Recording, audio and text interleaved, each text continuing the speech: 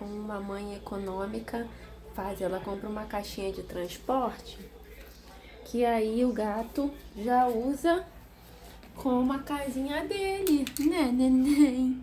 Bota um acolchoado e a caixinha virou a casinha do neném, né, amor?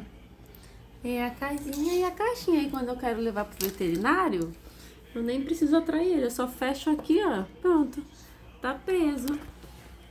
Né, filho? Aí tu já tá preso, eu não preciso nem te atrair.